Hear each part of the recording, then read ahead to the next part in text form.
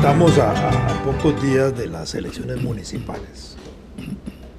Realmente menos de un mes. Sí.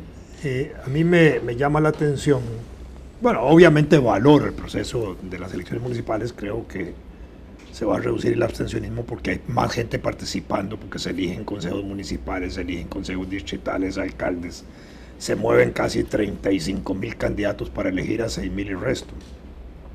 Y creo que eso va a contribuir a reducir el abstencionismo. Sin embargo, en la forma, en la estructura que adquiere el proceso electoral, a pesar, digamos, de la intención que hacen algunos medios de comunicación como Radio Monumental, el Grupo Extra y otros, de darle alguna publicidad a los candidatos y algunas manifestaciones públicas que hace el presidente del tribunal invitando a la gente a votar, me parece a mí que el sistema, el proceso está hecho no para favorecer en particular a los pequeños grupos o a la masividad de candidatos, porque las papeletas que ya están confeccionadas están hechas a pura bandera.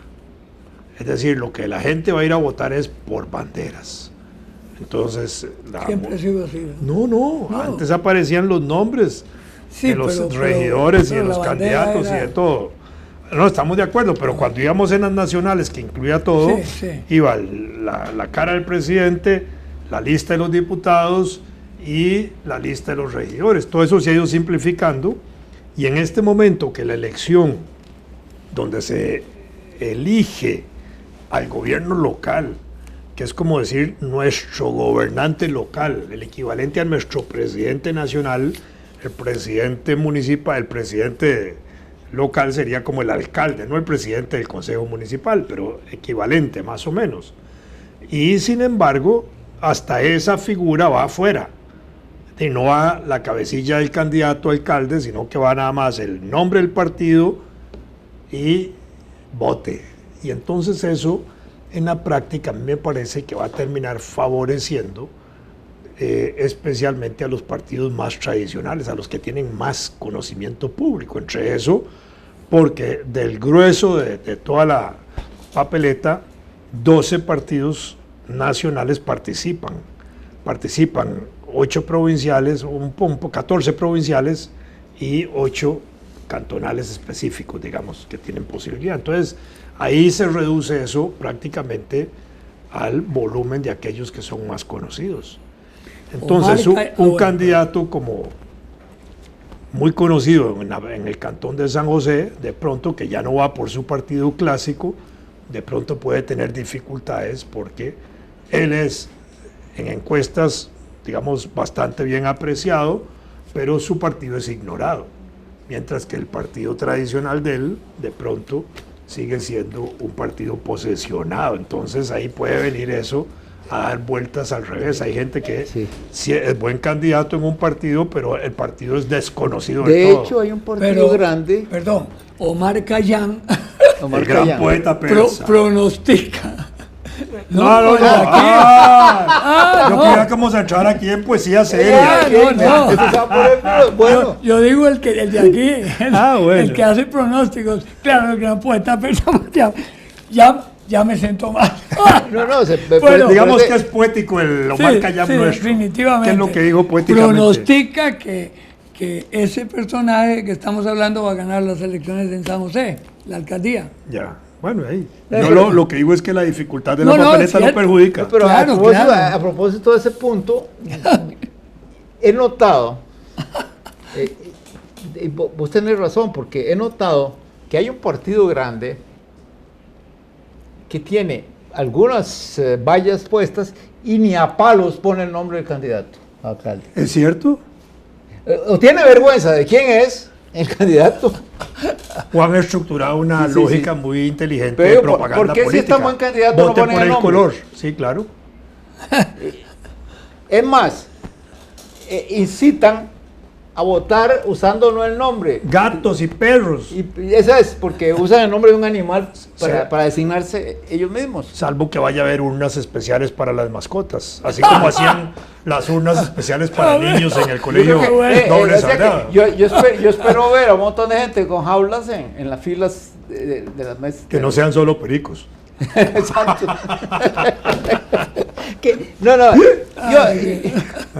Pero también yo veo propaganda en vallas pegadas en autobuses de un mal encarado hablando contra otro candidato. Y yo digo, ¿a quién le está haciendo la propaganda? ¿Al otro o a él? Exacto. ¿Ah? Exacto. Y el otro que dice, estoy enojado con, o estoy cabreado con ese. Y él lo sabe que todo el mundo está cabreado con él. Por la mala propaganda. No, y Además. por sus antecedentes. Bueno, además, por eso. Pero lo que pasa es que en eso es difícil imaginarse una campaña. Empecemos. El que no vayan las listas en esa tiene importancia porque yo me imagino que la gente tendrá más parsimonia, sobre todo en las pequeñas poblaciones cabeceras de cantón, para leerse las listas si dispone de ellas. Claro, y poder saber por quién va a votar, porque ahí el vecino llega a pedir el voto. Pero si vos llegas a la urna, Fernando, y tu vecino te llegó a pedir el voto, voy a por un partido X, y vos decís, ¿y dónde está mi vecino aquí? ¿Cuál era el partido? ¿Cuál era? ¿Ah? Sí, claro. Y otro elemento interesante, me pareció, yo no he hecho la comparación ahorita, pero porque lo leí hasta ayer, pero me pareció que el tribunal aumentó el número de mesas electorales. Entonces uno puede decir, sí, aumentar el número de mesas electorales puede ser más democrático porque le acercamos la votación al votante, ¿verdad? La mesa al votante. Pero al mismo tiempo eso significa un esfuerzo de movilización más grande. Claro. ¿Verdad? Porque si ponemos más mesas, no solo hay que poner más miembros de mesa, Fiscales, a lo cual falta la de... mitad de los miembros que no se han juramentado todavía, pero está la más cantidad de mesas donde los partidos más débiles tienen menos posibilidad de ejercer control. Entonces ahí los pueden licuar. Sí, no, el asunto... Licuar, está bueno. Me parece que los pueden licuar ahí, les anulan votos o lo que sea. Sí, claro. Esas son las formas legales, elegantes, democráticas, costarricenses de aplastar a los pequeños. Voy a retroceder un poquito porque recordé un asunto a propósito del libertador Simón Bolívar. En una oportunidad, un homenaje a Simón Bolívar en San Pedro Alejandrino, lo que le bautizaron ahora el altar de la patria en Colombia, que era la famosa finca del doctor de Mier.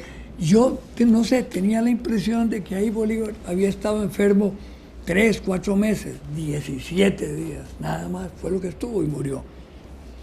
Y al homenaje llegó el presidente de Venezuela, entonces, ¿cómo se llama? Chávez Frías. Una cuñada mía que tenía algo que ver con la gobernación o con un comité especializado en el altar de la patria y todo eso, me contaba que desde que llegó el presidente venezolano les dijo que por favor pusieran 2 sillas, una vacía y otra para él. Nadie entendió, pero le pusieron las 2 sillas. Y dice ella que durante todo el tiempo de la ceremonia él estuvo discutiendo con Bolívar, conversando con Bolívar, comunicándose con Bolívar, porque no entendía por qué, y le hacía así la mesa y tal. Cuando terminó, dice que le preguntó ella, señor presidente, que lo vi a usted, algo le molestaba. No, era mi plática con el libertador. Bueno, era la magia de Chávez. Tenía de hacer esas cosas. Que a mí me llamó la atención porque eso es de locos. Pero bueno, Ya, es él como el tenía... presidente Maduro conversando con pajaritos. Ah, sí, no, sí, eso es peor. Eso es mucho peor. O con sombras en una cueva. ¿Con Sí, qué? sí, con sombras. Ah, eso no lo sabía. Ah, sí, también. También. Sí, sí. Yo sabía lo del pajarito, pero se repitió y volvió con un pájaro más grande.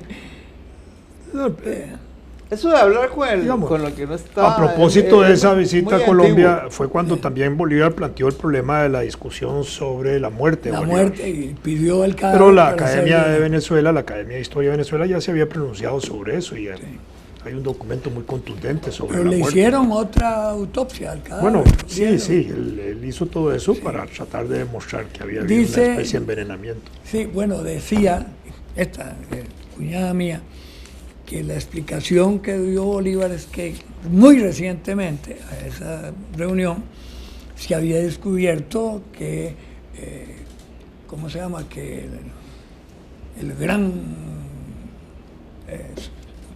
puchica, ya se me fue el... Napoleón Bonaparte había sido envenenado. Y lo descubrieron por residuos de arsénico en no sé qué, en el pelo, pero fue muy reciente, que entonces él decía que simplemente por curiosidad que él quería asegurarse de que no había sido asesinado, y en realidad no encontraron nada. Es el hallazgo de grandes cantidades de plomo en el pelo de ¿De qué? Beethoven. Ah, también. Eso también es. Ah, es no, esa reciente. parte no la... Sí, sí. Qué interesante. Hay un mechón que le cortaron a Beethoven, Sí. que hay de una manera muy... que fue a parar a una venta en Sotheby. Ajá. Y lo compraron un grupo de médicos, de un grupo de norteamericanos, incluido un médico, que era por cierto apellido Guevara, le decían el Che. Y ellos donaron el mechón a un museo beethoveniano que hay en la San José University, creo en California. Pero uno de los cabellos se lo entregaron a un instituto muy súper especializado de física en Estados Unidos para que lo examinara y determinaron que sí, que había un envenenamiento con plomo. Bueno, pero tal vez era natural en esa época la cercanía con el plomo. Yo me acuerdo cuando yo era carajillo que nos vendían soldaditos de plomo. Sí, No, sí, pero claro. ahí es una cosa que también, que a nosotros nos pudo haber pasado porque lo usábamos. Sí, claro. Beethoven, es lo que se llegó a establecer, a raíz de ese descubrimiento, que Beethoven con mucha frecuencia, a la hora de hacer sus partituras, mojaba con la lengua un lápiz de aquellos sí. del tipo que nosotros usábamos, Mongol. se llama No. Sí, los mongoles. de plomo. Sí, sí. Sí, que sí, cuando sí. uno uno lo mojaba en un algodón húmedo, pero de vez en cuando se le iba la Claro, claro. Le metí el lengüetazo. Sí, sí, sí. y dejaba un trazo morado en vez de negro. Entonces parece que Beethoven... Y además los linotipos de la época, hasta para la impresión de Claro. las partituras y de todo, si hubiera eso que sí. hacerlo, era a Muchísimos base de plomo. linotipistas se vieron afectados. Pero con claro, eso. si Beethoven hubiera sido linotipista, no había problema. No, pero probablemente estaba en contacto con sí, con bueno. la revisión de las Pero- planchas. Y Pero eso se montaba en cajas. lo que quiero decir es que sí, modernamente muchos de esos detalles se pueden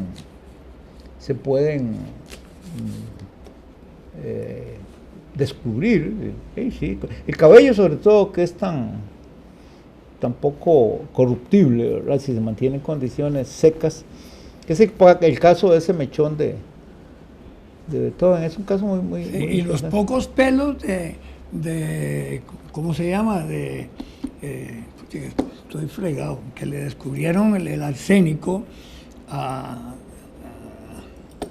A Napoleón. a Napoleón Bonaparte, fueron unos mechones que lo había pedido una persona para tenerlo y en un libro, Ajá. y lo sacaron y estaban con arsénico, ¿no? Entonces se comprobó que efectivamente.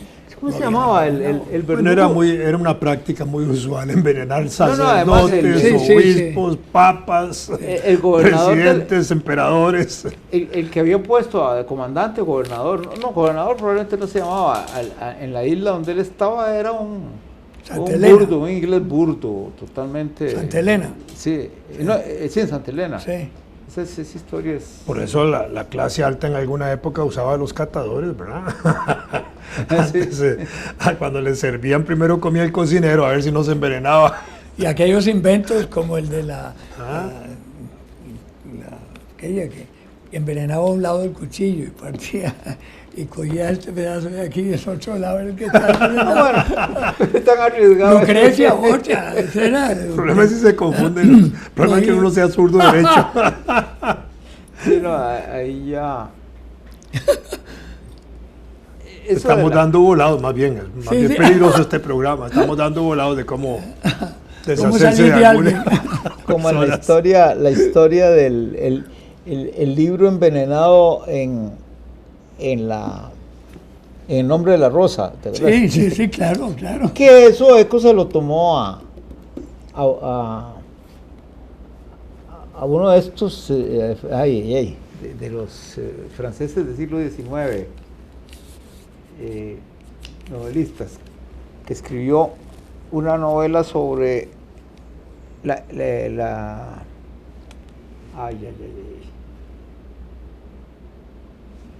hay un libro de...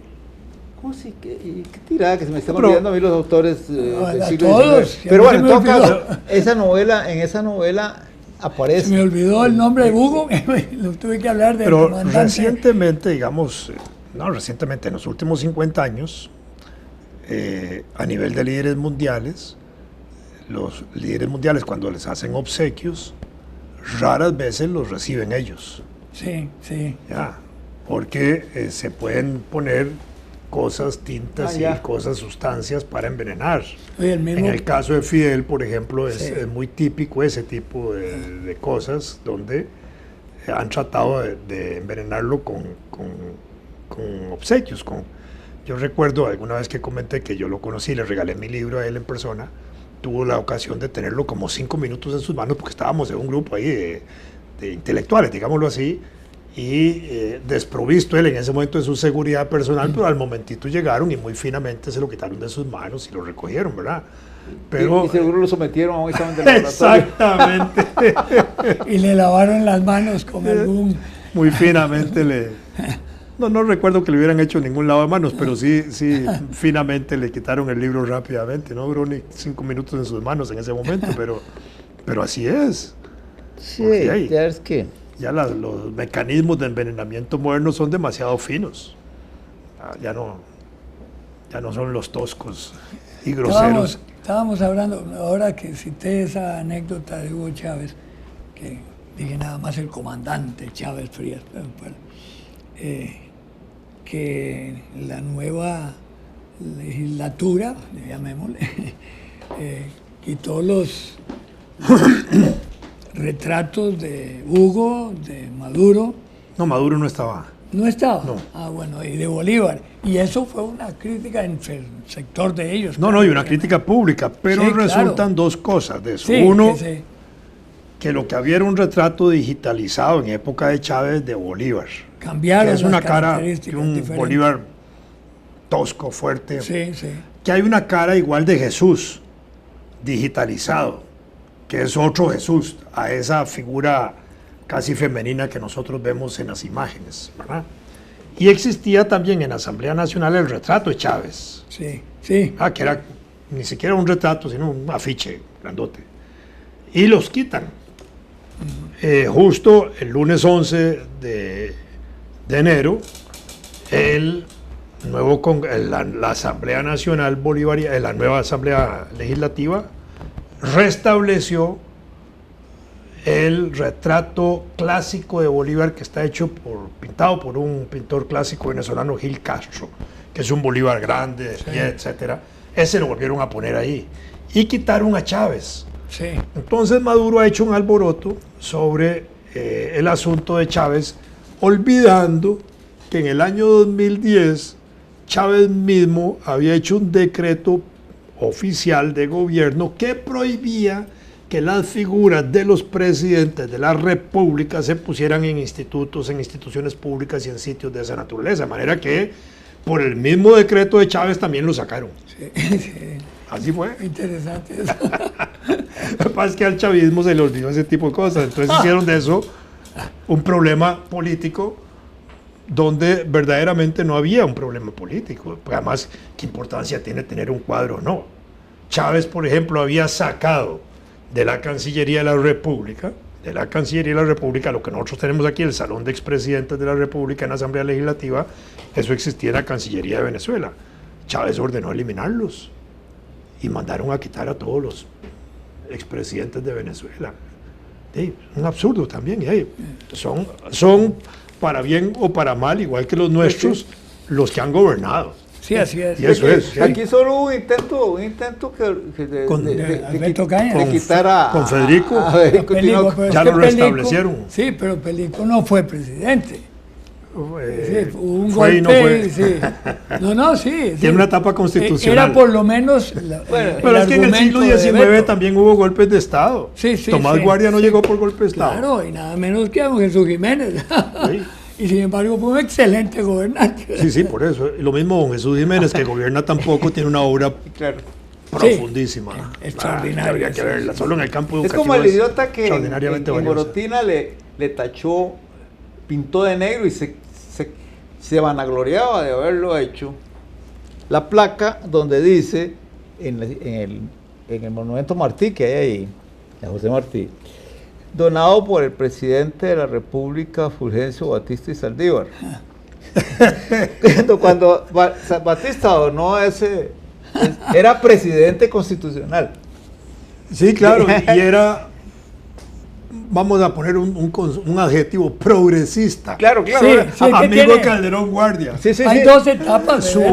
Su código de trabajo es tan avanzado que sirve de inspiración al nuestro. Sí, la Constitución de Batista del año 40 es la que establece Fidel cuando triunfa la revolución en el 59, que dura hasta el 76. El orotinense que hizo eso es tan ignorante que además sale en los periódicos en las redes exhibiéndose como el héroe nacional que tachó con pintura negra. Ni siquiera se atrevió a arrancar la placa, ¿verdad?